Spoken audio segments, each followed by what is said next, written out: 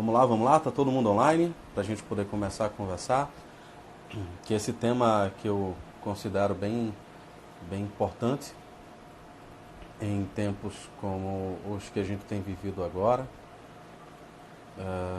principalmente pelo lugar que o conceito de sombra ocupa na psicologia do Jung, né? Então é importante a gente ter uma noção de como ele funciona, né, do seu significado, da sua aplicação, para que a gente possa ir compreendendo e utilizando esse conceito. Para quem é da psicologia analítica, você tem a possibilidade de encontrar um material muito bacana para ir se aprofundando. E para quem não é da psicologia analítica, não tem proximidade, não a utiliza na clínica, a possibilidade de você ter um conhecimento, né, que normalmente a gente não tem na academia. A psicologia do Jung ainda é deturpada na sua transmissão. A gente ainda convive com vários estereótipos que não correspondem à figura, né, e ao trabalho que ele se propôs a produzir.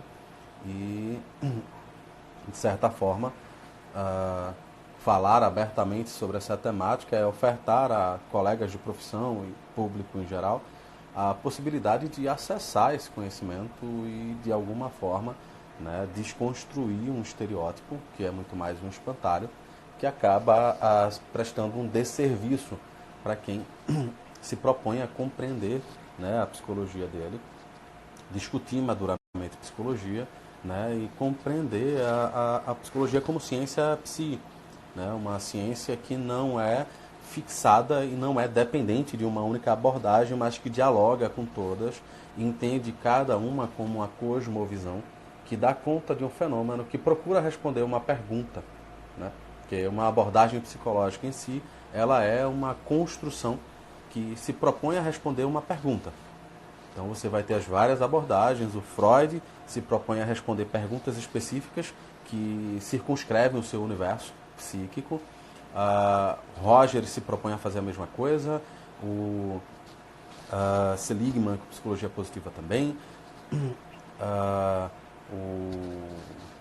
Como posso colocar aqui, o Reich, Adler e vários outros, ele se propõe a partir da sua equação pessoal. Meu colega aí, brother, o Heráclito, eu estou vendo aqui muita gente que eu conheço, muita gente que acabou, que eu topei, né, no processo de formação, outros colegas que a gente vai acompanhando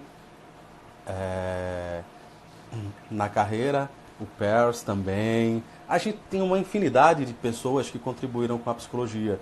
E a gente precisa entender isso. Cada um está dentro de uma cosmovisão, que é uma visão de mundo. E cada um se propõe, a partir da sua visão de mundo, responder questões que são muito particulares, questões que são pessoais, né? O Jung, ele vai ter um interesse, obviamente, por toda a questão que envolve a sua formação pessoal e filosófica. O fenômeno religioso não se distancia da experiência pessoal dele, porque ele cresceu nessa ambiência. Figuras importantes da Basileia do tempo dele estavam vinculadas a confissões religiosas. Então, para ele, era uma experiência que precisava ser avaliada psicologicamente. Então, Freud, de alguma forma, não com a mesma ênfase, acaba olhando um pouco após, né, o desenvolvimento da sua teoria psicanalítica, mas não inicia suas pesquisas tentando responder qual a importância do papel da psicologia, da religiosidade. Então, olhar isso, essa multiplicidade de visões, nos ajuda a entender, né, como cada abordagem psicológica vai se situando dentro do escopo. E a parte mais difícil é como a gente, dentro de uma formação, vai articular esse conhecimento, independente da gente escolher uma abordagem específica, né, mas como a gente vai articular esse conhecimento internamente, na nossa própria equação pessoal. Por quê? Porque o conhecimento das demais abordagens nos ajuda a primeiro reconhecer que a nossa abordagem não é a verdade única. Isso é um pensamento bem religioso e permeia aí, né? Se entender isso na psicologia do Jung, vou referir, tá, gente? O Heráclito aí que está me assistindo nesse sentido, ele é um companheiro muito importante nessa discussão, né? Então, se entender bem o que Jung está querendo falar sobre o aspecto religioso da psique, você vai entender que não significa confissão religiosa, né? E aí você vai aplicar esse modo de pensamento, essa maneira de enxergar o fenômeno psíquico para qualquer coisa.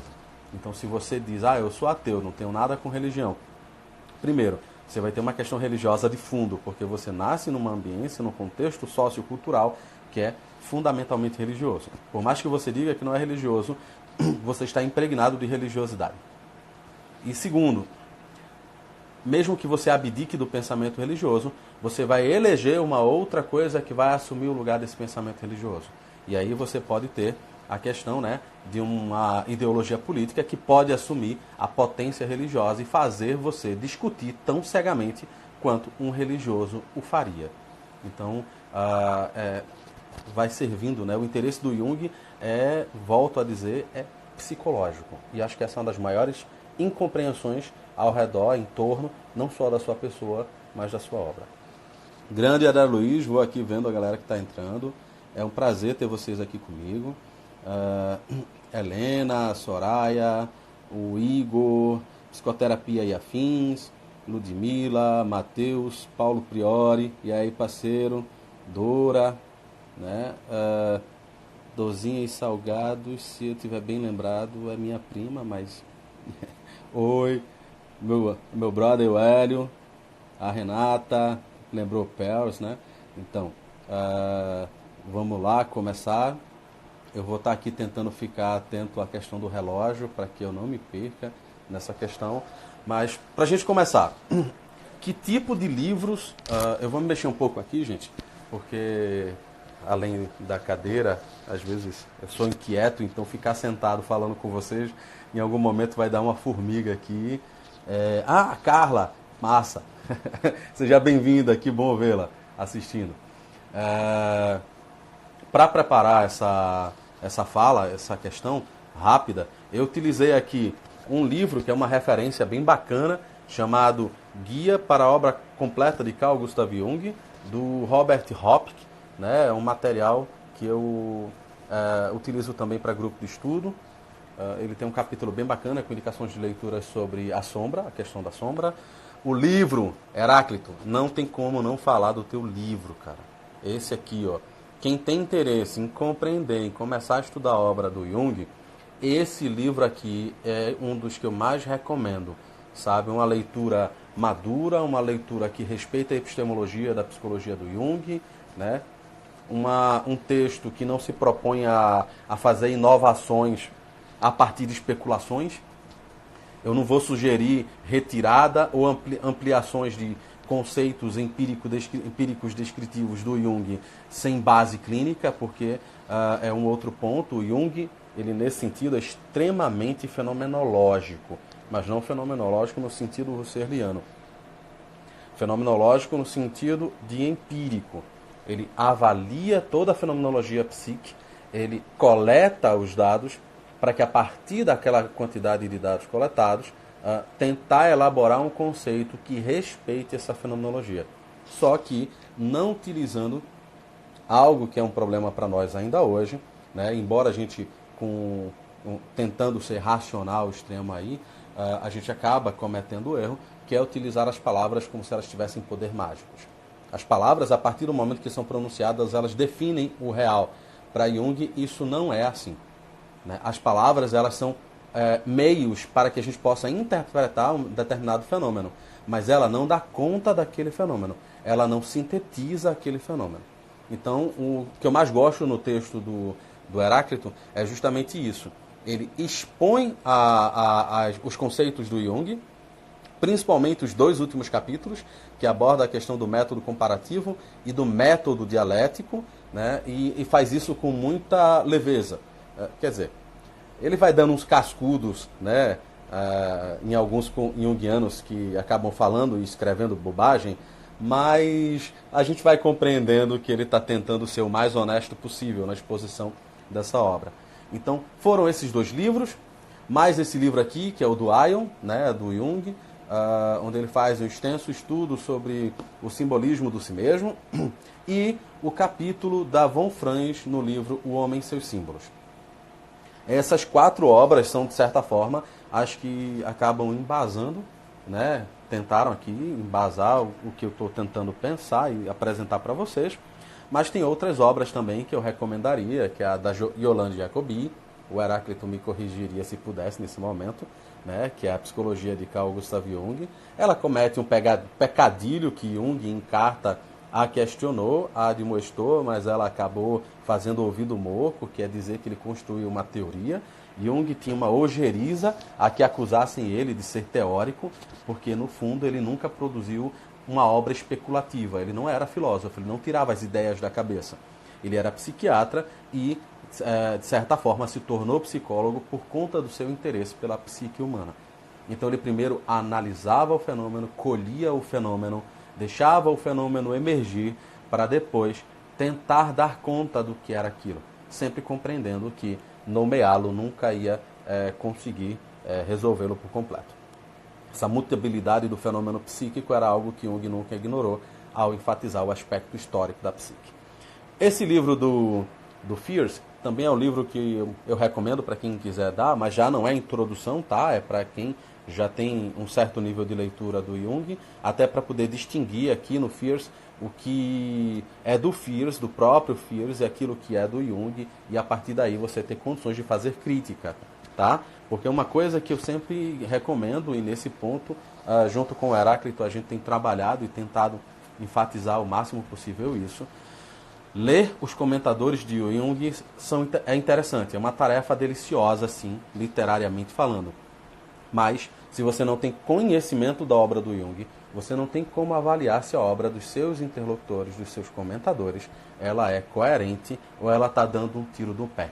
Se eu não conheço a obra do Jung, eu não vou poder saber se a crítica de Hillman, por exemplo, ela é adequada ou não. Se o trabalho de von Franz, né, ser considerada a melhor intérprete que o Jung já teve, se é correto ou não. Se o trabalho de Emma Jung, a esposa do Jung, é um trabalho que contribui para a psicologia analítica ou não. Então, se você não tem o conhecimento da obra do Jung, fica difícil você saber até que ponto o comentador ele não está sendo um traidor, como diria o adágio italiano, né, romano, traduttore traitore. Então, é importante você, para quem nunca leu, massa, você lê. Para iniciar é importante. Mas se você quer amadurecer isso em qualquer área, se você vai para a psicanálise, se você vai para a psicologia do Peirce, se você vai para a Gestalt, você tem que ler a galera que fundamenta esse pensamento. Senão você se perde. Tá? Então, isso era o recado que eu queria dar no início dessa live, para que a gente pudesse se situar. O Jung, justamente por conta dessa crítica que ele faz à etimologia, ao uso das palavras, etimologia não, mas o uso próprio das palavras, ele era um cara muito rigoroso nisso, e você percebe isso em vários momentos da sua obra. Ele tinha como eu enfatizei no início, ele tinha um cuidado em utilizar palavras que acabassem representando o fenômeno psíquico em questão, ou o grupo de fenômenos afins e análogos, né, Heráclito? Você repete assim pra caramba, né, nas suas aulas. Ele procura utilizar um termo que possa ter, ao mesmo tempo, uma possibilidade de compreensão racional, sem perder também de vista, de certa forma, um caráter poético. Tá? Isso se situa numa crítica que muita gente já fez ao Jung, de dizer que o Jung é difícil de ler porque ele possui uma linguagem ambígua. É uma crítica que eu compreendo, em alguns casos justa, em muitos outros completamente incoerente, mas o Jung, de fato, ele utiliza uma linguagem que traz uma certa ambiguidade. Por quê? Porque ele respeita o princípio de elaboração da sua própria ciência. Para ele, o fenômeno psicológico não é redutível a uma palavra. Uma teoria não cabe e não dá conta de um fenômeno psíquico, justamente porque ele é mutável. E compreendendo, fundamentando sua psicologia numa noção de inconsciente, ele explica isso, né? Jung tem uma questão que a gente precisa aprender, né? Que é que Jung ele tem um problema com economia de palavras. Então, se ele numa obra explica uma coisa, ele só volta naquele conceito para alterar aquilo se ele encontrar material empírico suficiente e necessário para que ele faça alguma correção de percurso. Então, por exemplo, ele apresenta no Símbolos da Transformação, que é a sua obra que produz o rompimento, né, de certa forma, com a psicanálise, mas esse rompimento já era prenunciado desde a primeira carta que os dois trocam. Quem estuda a obra do Jung vai entender isso. Então, Freud queria cooptá-lo para ser um arauto da verdade psicanalítica, e Jung, desde o início, deixou claro: eu concordo com o aspecto psicológico da histeria que você está estudando, eu concordo com algumas questões que você elabora, eu acho interessante a abordagem psicológica do inconsciente que você traz, mas eu não concordo com a ênfase na sexualidade que você está trazendo. Isso é bem no início. E aí, quase 6, 7 anos após, ele publica Símbolos da Transformação. E nessa obra, no primeiro capítulo, ele já aborda as diferenças entre o pensamento dirigido e o pensamento fantasia. Tá? E aí a gente vem o cuidado com as palavras. Fantasia, para Jung, não tem o sentido de ficção, como temos hoje. E aí você vai ter fantasia utilizada para, por exemplo, referenciar histórias fantásticas, como as de Tolkien, por exemplo, ou né, que a do C.S. Lewis, do Lewis, que aborda lá o Nárnia. Então, não é o sentido de fantasia nessa perspectiva. Então, fantasia para Jung tem um sentido muito específico que está relacionado à fenomenologia da psique. Então, a gente precisa já começar a compreender isso, para não confundir e não utilizar de maneira equivocada os termos que Jung vai se apropriando para, né, referenciar a fenomenologia psíquica. E aí, explicado isso, para a gente entender essa ambiguidade, a gente precisa entender essa relação da consciência com o inconsciente. Tá? Porque Jung explica isso muito bem, ele toca nesse assunto em vários outros momentos, mas ele não especifica um capítulo, ele não volta a falar como assunto central. Ele vai retomar esse tema apenas para enfatizar novamente, né, o uso que ele faz das palavras. E isso é importante para a gente entender justamente esse aspecto. Porque Jung, quando foi começando a nomear os grupos de fenômenos de fenomenologia psíquica, né, afins e similares, ele nomeia como sombra, como ânima, como ânimos, como velho sábio, porque ele percebia que um mitologema, que é elemento central para cada um desses grupos fenomenológicos, era representado por uma grande imagem. Tá? Embora as suas diferenças, e varie ao infinito, eles acabavam apresentando elementos em comum. E, para o tema nosso em questão, a sombra, o Jung vai utilizar isso porque de certa forma, é a metáfora mais objetiva quando ele analisa o fenômeno psíquico. Tá? Para ele elaborar e utilizar a palavra sombra, veio realmente ao encontro não só do que a literatura já produzia à época, mas daquilo que ele conseguia perceber no desenvolvimento dos seus conceitos, né, do seu projeto de colaboração para uma ciência psi. Tá? Isso são questões outras que não dá para a gente abordar aqui, mas que faz parte da compreensão que a gente vai tendo. E aí, qual a importância do conceito de sombra? Enfim, saindo dos prolegômenos, né, foi aqui olhar o horário, saindo dos prolegômenos, e uma tentativa de explicação bem en passant, bem rápida, sobre algumas questões que acabam sempre sendo suscitadas em palestras, em cursos, né? A gente que está sempre em diálogo com outras pessoas, lecionando e transmitindo o conhecimento junguiano, a gente acaba sendo abordado de diversas formas.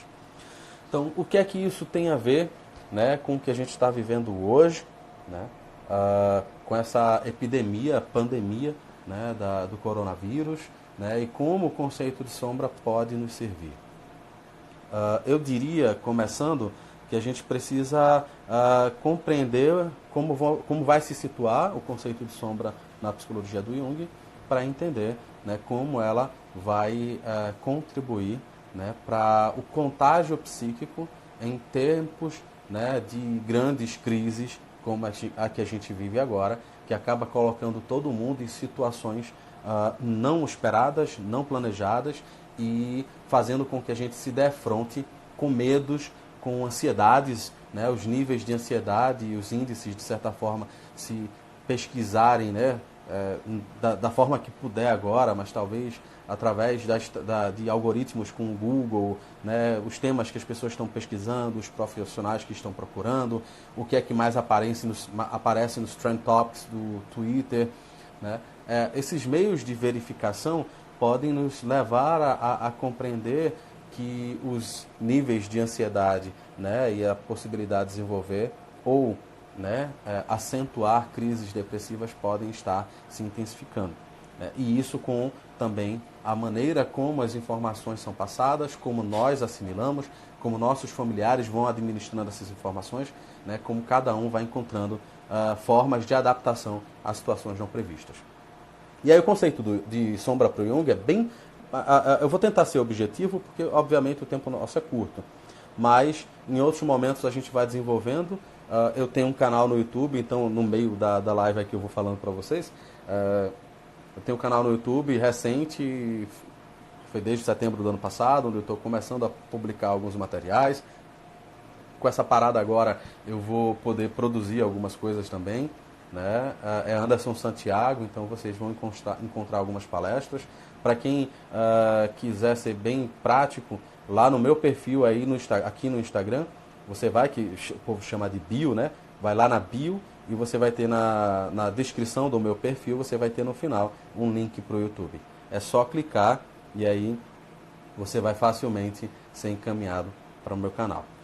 Então, como funciona essa questão? Primeiro a gente precisa entender que Jung ele tem um período em que ele vai consolidar os seus conceitos, né, para consolidar sua proposta de construção de uma psicologia que tenta dar conta dessa fenomenologia, né, psíquica, sem mutilar o fenômeno, atendendo a sua multiplicidade, atendendo a sua dificuldade de ser retido, né, de ser morto para ser, como leito de Procusto, ser violentado para se encaixar num determinado conceito, numa determinada teoria. E a Jung, na sua construção, ele vai perceber que nós somos formados de dois campos, dois grandes campos, que é o campo da consciência e o campo do inconsciente. Eu estou colocando aqui, de certa forma, me referenciando o inconsciente acima e o inconsciente embaixo, não porque isso é uma topografia que acabe realmente encontrando validade, mas porque é apenas uma representação, tentando aqui, com minhas mãos, representar graficamente alguma coisa e dar uma ideia, tá? É um modo imperfeito. Não dá para aqui trabalhar no celular e montar slides e estar compartilhando com vocês. Nesse sentido, o celular ainda não dá conta para mim. Mas então, para o Jung, nesses dois grandes campos, a gente tem o consciente e o inconsciente. E no inconsciente a gente tem duas dimensões, que é o inconsciente pessoal e o inconsciente coletivo. Embora Jung use a palavra, mas não seja a melhor palavra para definir, e ele não gostava muito dela, embora a usasse, ele preferia inconsciente impessoal. Por quê? Porque, embora coletivo possa não dar a ideia de um universal, muita gente acusou Jung de ser metafísico por conta da palavra coletivo, que para eles remetia à noção de universal. Então, para Jung, né, a noção de coletivo não se adequa, não se encaixa, porque ele não trabalha com universais, ele não faz metafísica. Ele fala várias vezes que ele não é metafísico, ele não é filósofo, e por isso ele não vai discutir as coisas primeiras. Ele lida com a fenomenologia da psique. E aí, quando ele percebe essa diferenciação, e aí ele não percebe por acaso, não é de repente, Jung vai começar a sua atividade como psiquiatra e de repente ele descobre tudo. Não, não é a maçã que cai e Newton descobre a lei da gravitação universal. Já tem uma longa tradição de filósofos que vão discutindo os fenômenos, né, o fenômeno humano, e que vão elaborando, né, o conceito de inconsciente. Vocês vão procurar aí de Kant, Leibniz, Hegel e para cá, e principalmente Carl Gustav Caros e Eduard von Hartmann. Inclusive, Eduard von Hartmann publica, acho que a 7ª ou 8ª edição do seu livro Filosofia do Inconsciente. Tecnicamente, acho que a última edição dele é publicada no mesmo ano que Freud publica o seu livro Interpretação de Sonhos. Então, a ideia do inconsciente ela não era inusitada para a época, nem Freud descobriu, nem Jung descobriu. Já existia, né, uma extensa discussão sobre o que era o inconsciente, inclusive a possibilidade de ter um inconsciente coletivo. A diferença é que Jung e Freud vão abordar o fenômeno a partir de uma pesquisa psíquica, no campo da saúde.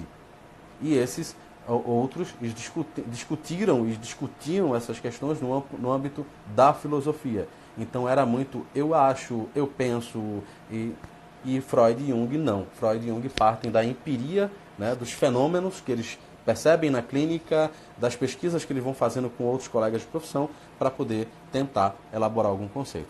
E aí, a partir desse conceito, ele vai percebendo que no nosso desenvolvimento anímico, né, o desenvolvimento enquanto sujeitos, a gente vão aparecendo alguns que ele vai chamar de figuras arquetípicas, que têm o seu aspecto individual, a sua dimensão individual e a sua dimensão coletiva.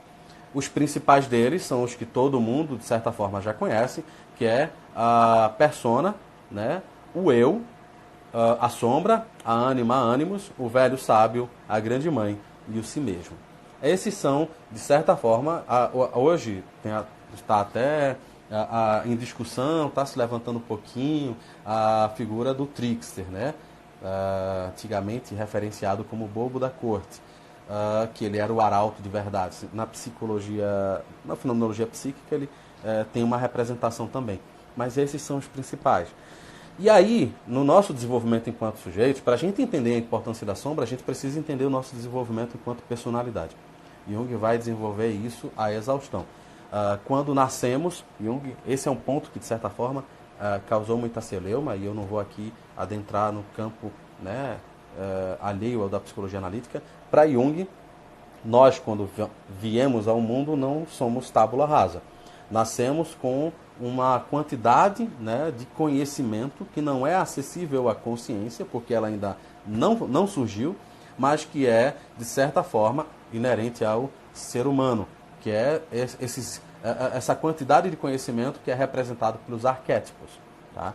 Sim, Thalita, a grande mãe, ela é uma representação arquetípica. Tá? Ela encontra aí, quem trabalha na clínica vê muito os problemas que surgem quando o sujeito está fixado, ou tanto o indivíduo quanto o homem quanto a mulher, e aí sem entrar em questões de gênero, porque isso vai variar ao infinito, né? O quanto as figuras da grande mãe e do velho sábio vão influenciar a psique desses sujeitos educados em nossa sociedade.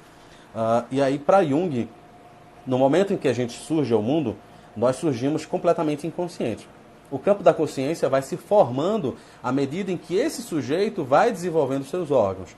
E isso acaba fazendo uma vinculação que se perde de vista para muitas pessoas, de que, para muita gente, Jung não fala do corpo. Isso é uma afirmação vazia e realmente de ignorância de quem ou não estuda, ou não teve tempo de estudar, ou aprendeu com pessoas que não têm seriedade, que não tiveram, né, ou por vontade própria, por preguiça ou por má fé, né, interesse em aprofundar a psicologia do Jung. Então, o eu, que é um complexo, né, não é uma unidade para Jung, não é uma estrutura única, o eu, que é um complexo, ele vai se formando a partir dessas percepções que os sentidos vão absorvendo. Quando surge o campo da consciência, que o sujeito começa a perceber-se como uma individualidade, ele vai, né, de certa forma, desenvolvendo essa percepção de si.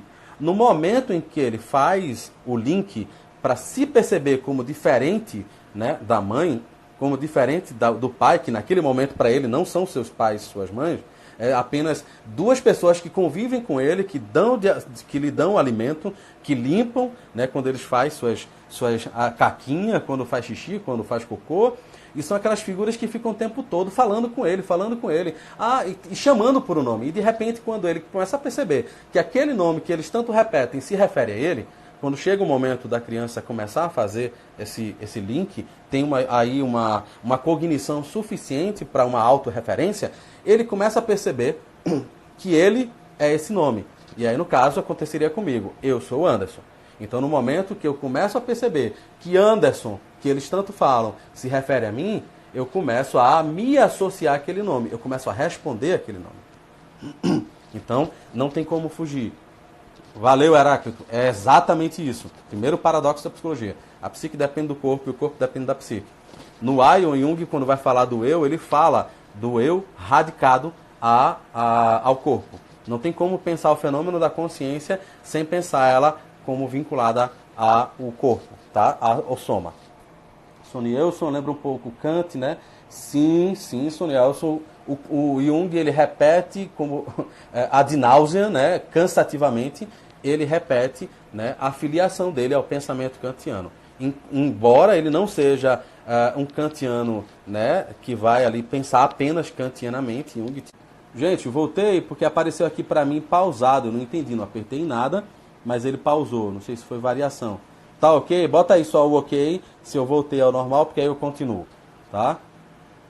Então, no desenvolvimento da personalidade, o sujeito, né, no momento que ele vai se reconhecendo enquanto sujeito, ele vai formar vai formar-se o campo da consciência e a partir dali também vai formando-se o complexo do eu.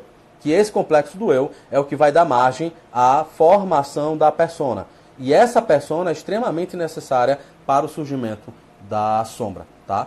A gente precisa entender que para Jung o conflito dos opostos é uma lei, de certa forma, uma lei natural, está presente na natureza, faz parte da fenomenologia que ele estuda com a psique. Não é uma postulação que ele faz enquanto teórico, é aquilo que ele colhe, tá? Da fenomenologia. Então ele percebe que para a formação do eu existe a formação de uma sombra, da mesma forma que para tudo aquilo que é iluminado por uma luz, por um foco de luz, gera sempre uma sombra. Somos seres tridimensionais, tá? Não somos bidimensionais. Nós temos corpo e esse corpo gera uma sombra. Então Jung ele vai pontuar que essa sombra ela vai ser alimentada por aquilo que a atitude da consciência nega para a formação da persona, tá? E do complexo do eu. A gente acaba colocando os dois, né, aproximados, porque embora a persona seja diferente do complexo do eu, né, há uma retroalimentação aí na sua estruturação, a tal ponto que em algum momento de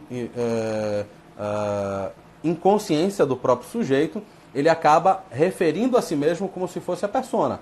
Né, como vemos muitas pessoas, né, que você se pergunta, você sabe quem eu sou? Eu sou advogado, eu sou promotor, eu sou psicólogo, eu sou médico. E aí você para, não, isso é o teu papel social, isso é tua persona, isso é tua máscara social. É a profissão com a qual você atua. Isso não é você. Isso é uma das questões que mais acabam sendo trabalhadas em processos seletivos, né, e também quando a gente começa um trabalho de autoconhecimento, que também tem aí processo terapêutico, psicoterapêutico, é um processo de autoconhecimento em seu sentido mais profundo, as pessoas não conseguem se referenciar porque elas se confundem com o papel social que desempenham, tá? E isso é extremamente importante porque isso vai alimentar a persona.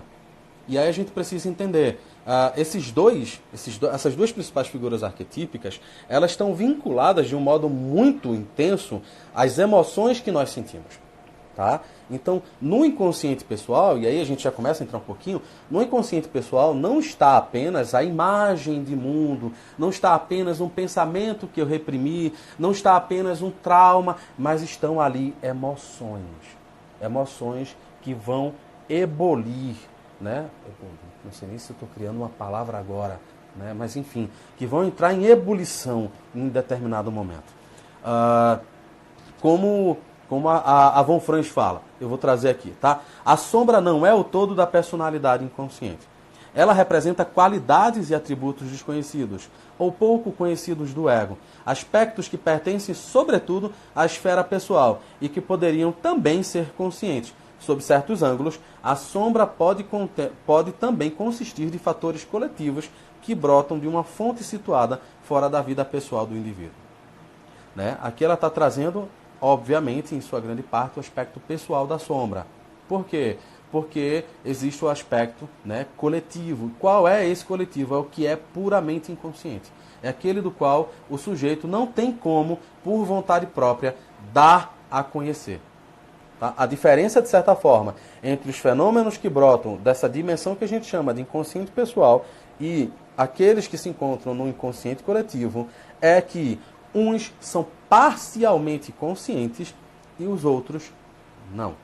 Tá? Eles não dependem da vontade do sujeito para se tornar consciente. Depende de uma complexidade de outros fatores.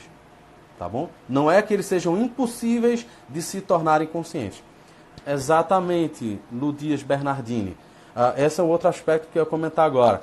Nessa formação da persona, que está embasada na atitude da consciência, que vai sendo educada no processo de adaptação do sujeito, ele vai fazendo escolhas. Essas escolhas colocam ele numa situação em que alguma coisa para ele vai representar uma coisa boa e outra coisa pode representar uma coisa ruim. Não à toa, Jung vai colocar o problema do confronto com a sombra como um problema ético por excelência, ou moral, de certa forma. Em algum momento ele vai falar moral, em algum momento ele utiliza ético. Né? A gente sabe que etimologicamente as duas palavras são quase sinônimos, de certa forma sinônimos, né? Embora uma palavra latina e uma palavra grega, mas para Jung isso é extremamente importante. Por quê? Porque vai gerar um conflito no sujeito. Vai demandar dele uma consciência ética. Jung vai trabalhar isso no volume Civilização em Transição, o 10/3.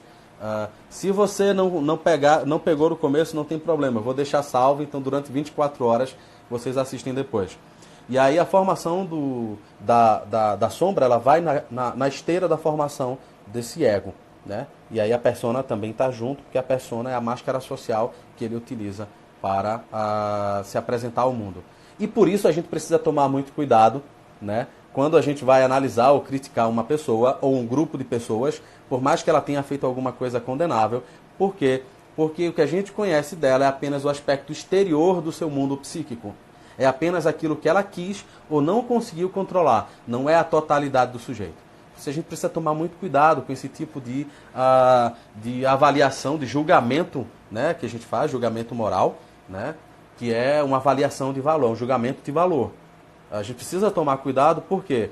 Porque a gente vai entrar numa outra questão agora, fora essa formação da psique, como o Jung apresenta, com a estruturação do campo da consciência e do inconsciente, a consciência sendo formada depois do inconsciente, né, e aí também tem um outro conceito, que é o de consciência coletiva, que a gente não deve perder de vista.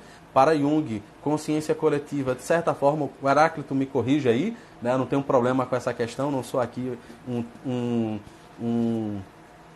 comentador do Jung infalível. A gente pode colocar o consciência coletiva como espírito da época também.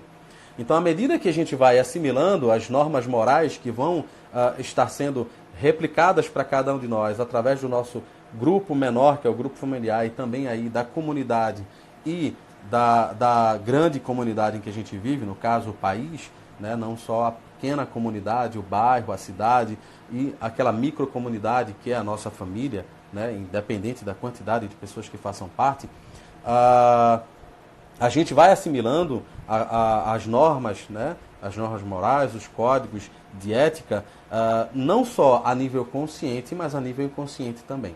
Tá? Porque a gente vai aprendendo isso desde cedo. Então tem um determinado momento que a gente aprende isso de modo passivo. Então a gente não percebe que está aprendendo, mas a gente está assimilando aquela norma moral. Quando uma pessoa se forma em psicologia, né, ela passa 5 anos sendo bombardeada sobre o que cabe ao psicólogo e que tipo de imagem ele deve apresentar para a sociedade. Então no momento em que ele se forma e decide atuar como psicólogo, ele entra e vai vivenciar diversos conflitos, porque ele vai chegar em momentos que a faculdade não mencionou, ele vai lidar com situações e experiências que a faculdade não preparou, e ele vai ter uma decisão ética naquele momento. Aquilo que ele faz não respeita apenas a sua ética profissional, mas aquilo também respeita a sua ética pessoal. Então, aquilo que ele está aprendendo, ele aprendeu durante o tempo na faculdade, não só ativamente, assimilando ao campo da consciência, né, ao complexo do eu, mas aquilo também vai sendo assimilado de modo indireto e vai sendo depositado no inconsciente pessoal e vai formando a sua sombra. Ou seja, vai acumulando-se na sombra, para esse sujeito, aquilo que ele não se permite vivenciar. Da mesma forma que, por exemplo, uma pessoa que cresce né, e acaba adotando atitudes que vão de encontro a uma ética pública, né, que vão de encontro às leis do local, ou seja, ele se torna um pária, ele se torna um outsider, né, ele está fora da margem, um marginal, né? Ele também, assumindo na atitude da sua consciência, né, essa persona não grata, essa persona violenta, ele vai acumulando e sedimentando no seu inconsciente pessoal, na sua sombra propriamente, né, aquilo de positivo que ele poderia viver. Tá? Esses são dois exemplos extremos, porque isso é muito flexível, não há uma rigidez. Quando há rigidez, a gente já entra no que a gente poderia chamar de caráter patológico, que é a unilateralidade da consciência, que acaba violentando os produtos e os fenômenos, os fatores inconscientes, e acaba gerando adoecimento, o que Jung chamaria, né, de neurose. Em casos muito graves, psicose, mas na grande generalidade, neuroses várias. O campo da neurose é extremamente várias. As depressões, transtorno de ansiedade, transtorno de pânico, isso entra no campo da neurose, porque, em geral, são questões que partem da dissociação da psique, que também podem ser, não estou querendo dizer que é assim, somente assim, mas em muitos casos um conflito ético que a psique do sujeito, que o complexo do eu não conseguiu dar conta e acaba adoecendo. E aí, como é ramificado esse complexo do eu no corpo também, a somatização é óbvia na maioria dos casos, tá?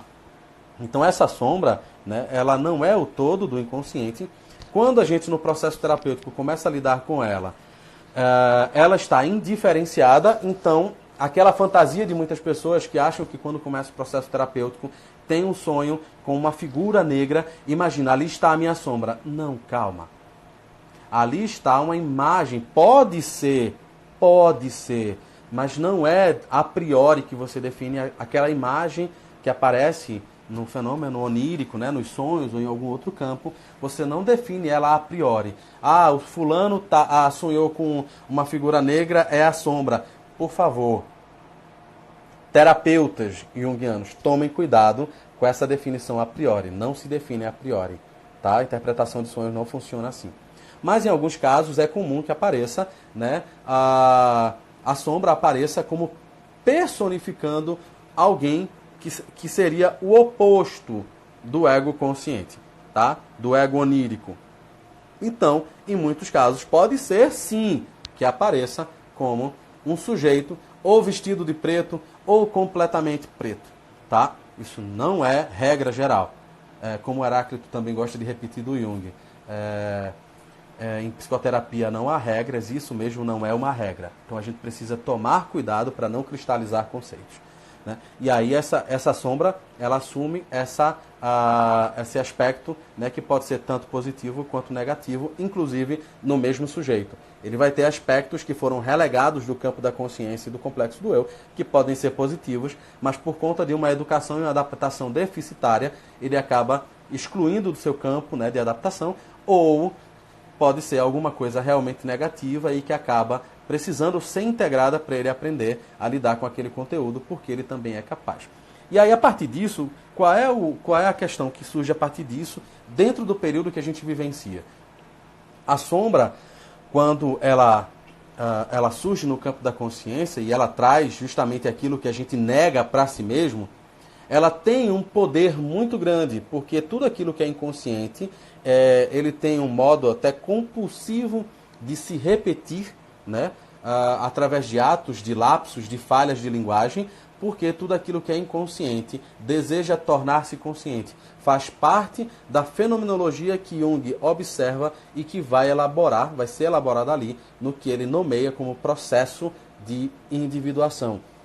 Tudo que é inconsciente, a tendência é que se apresente, na medida do possível, à consciência para que seja, né, assimilado.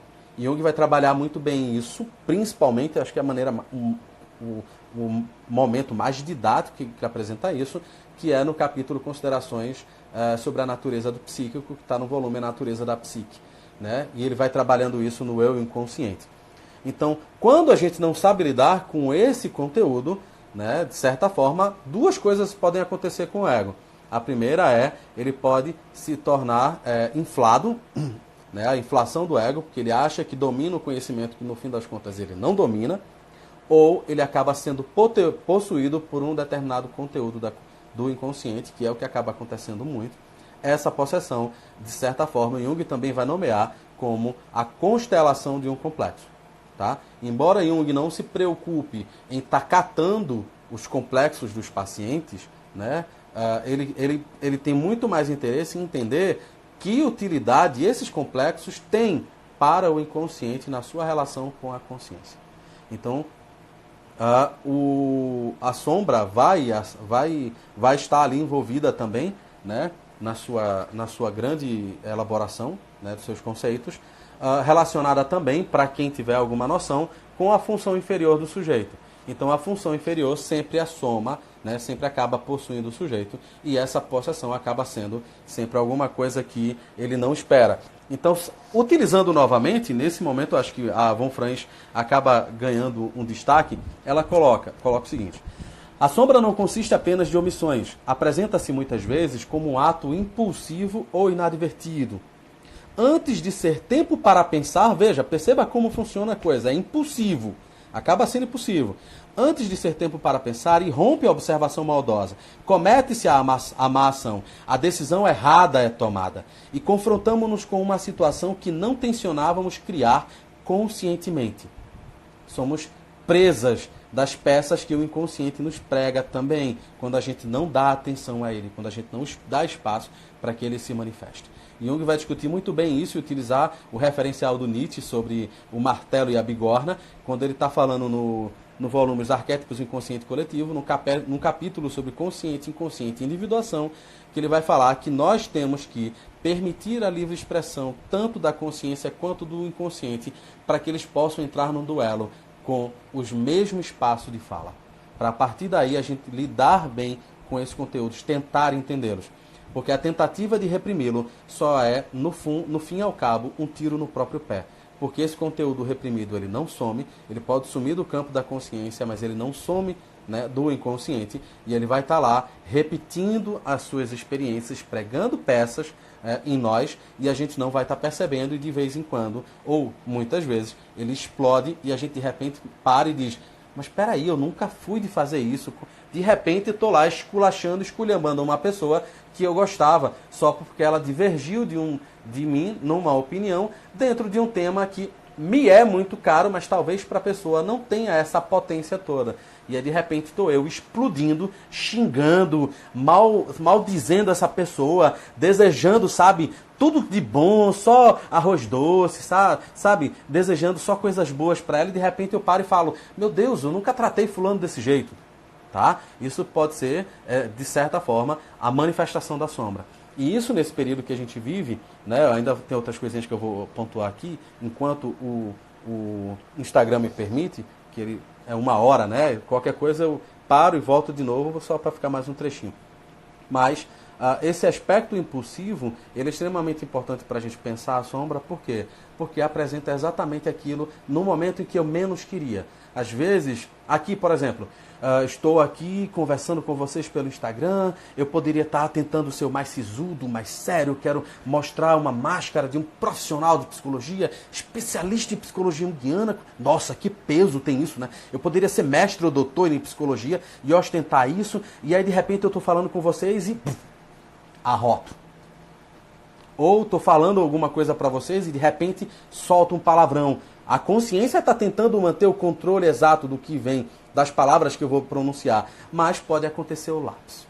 E esse lapso provém do inconsciente. Tá? E aí a gente precisa ficar atento, porque a sombra ela vai se imiscuindo nas nossas ações nesse sentido.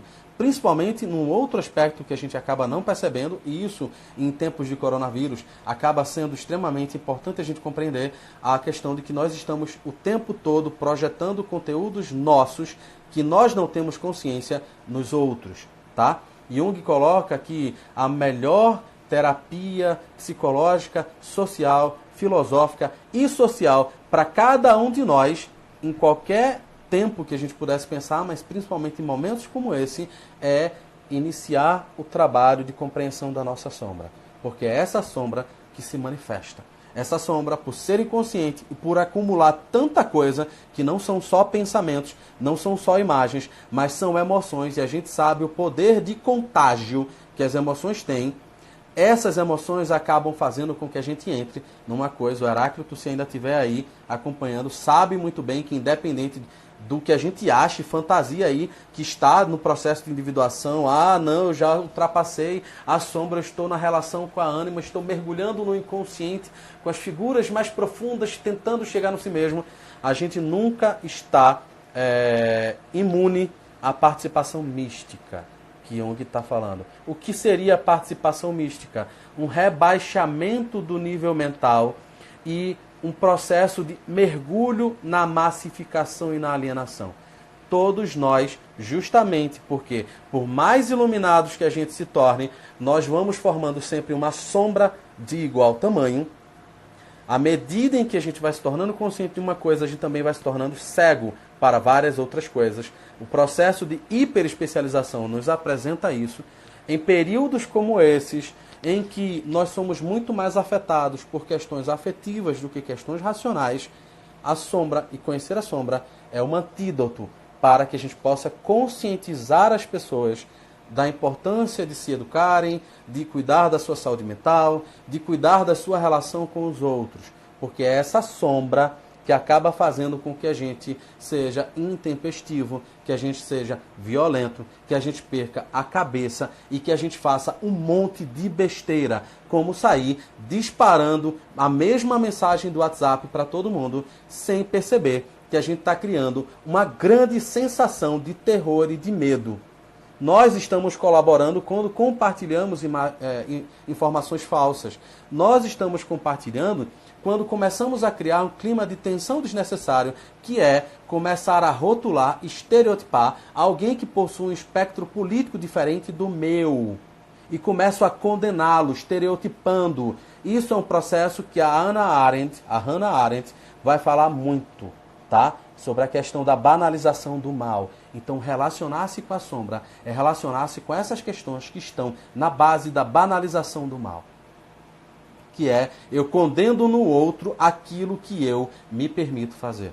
Então, o confronto com a sombra é um confronto eminentemente ético. E que é questão, que é tema mais importante para nós em tempos de coronavírus do que a questão ética.